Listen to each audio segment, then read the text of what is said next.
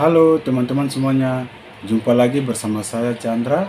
Pada kali ini saya akan membahas atau memberikan informasi tentang 5 hal penyebab sakit kepala. Nah, siapa nih antara kalian yang pernah mengalami sakit kepala? Lalu apa saja yang kalian lakukan?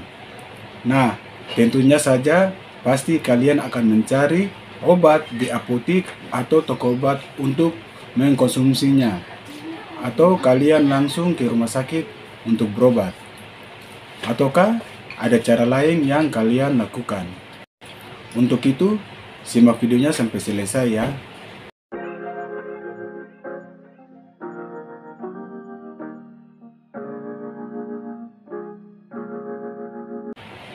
Nah, jadi sakit kepala ini bisa muncul secara bertahap, bahkan mendadak.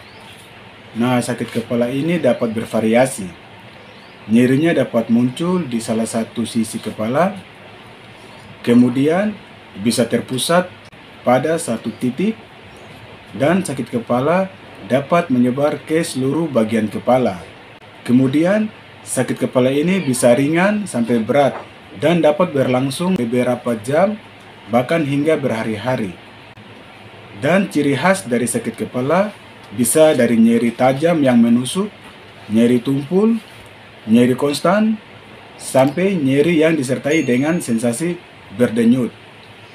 Jadi kita harus mengetahui bahwa ketika kalian mengalami sakit kepala, lalu mengkonsumsi obat untuk meredakan sakit kepala tersebut, nah, walaupun sakit kepala kalian akan berkurang, bahkan hilang, itu hanya sementara. Akan tetapi, kalian harus mengetahui terlebih dahulu penyebab dari sakit kepala itu. Ketika kalian mengalami sakit kepala lalu mengkonsumsi obat, maka tentunya rasa sakit kepala akan berangsur sembuh. Akan tetapi, ketika kalian mengulangi penyebabnya, maka yang terjadi kalian akan mengalami sakit kepala lagi. Jadi ketika kalian belum mengetahui penyebab dari sakit kepala, jangan terus-menerus mengkonsumsi obat, karena yang ditakutkan efek samping daripada obat tersebut. Dan kalian bisa mengalami yang namanya resisten atau tubuh kita kebal terhadap obat itu. Nah, ini yang paling penting. Jadi apa saja penyebab dari sakit kepala? Yang pertama, kurang tidur. Nah, kurang tidur ini bisa pada kalian yang suka begadang atau mengerjakan sesuatu di malam hari. Jadi, dengan kita cukup tidur, kita akan melakukan yang namanya recovery. Bahasa lainnya perbaikan. Jadi, kalian yang sedang mengalami kondisi stres seharian dengan pekerjaan dan hal-hal lain, tubuh kita akan mengalami kerusakan. Dengan kita tidur, maka tubuh kita akan melakukan recovery atau perbaikan. Terutama kerusakan di bagian otak kita ya. Nah, dengan kita tidur, maka otak kita akan menjadi perbaikan mulai dari saraf-sarafnya dan lain sebagainya.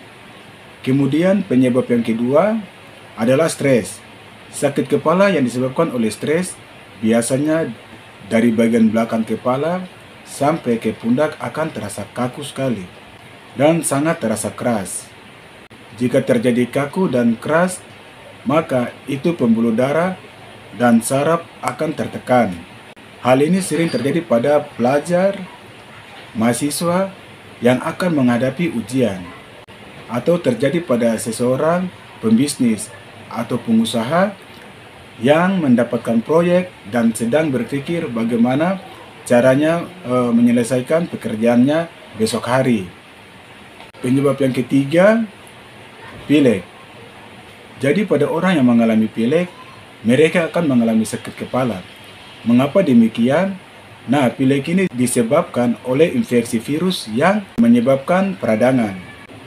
Nah, jika terjadi peradangan, maka kepala kita akan mengalami sakit.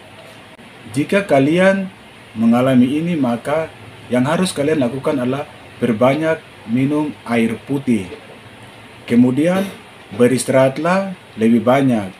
Dan jangan lupa mengkonsumsi suplemen sebagai tambahan. Dan penyebab yang keempat adalah sakit gigi. Sakit gigi ini hampir semua orang sudah pernah mengalaminya. Bahkan ketika kita mengalami sakit gigi, kepala kita pun akan ikut sakit. Nah, mengapa demikian? Karena gigi kita sangatlah dekat posisinya dengan kepala. Dan di bagian gigi dan kepala banyak terdapat saraf-saraf yang saling berhubungan satu sama yang lainnya. Hal ini yang menyebabkan ketika kalian sakit gigi, maka kepala pun akan ikut sakit. Dan penyebab yang kelima, dehidrasi. Mengapa dehidrasi dapat menyebabkan sakit kepala? Karena tubuh kita hampir sebagian terisi dengan air. Maka bila seseorang mengalami dehidrasi atau kekurangan cairan, maka suplai darah dan oksigen yang akan tersalurkan ke bagian kepala akan menjadi berkurang, sehingga menyebabkan seseorang itu menjadi sakit kepala. Oke teman-teman, sampai di sini dulu videonya.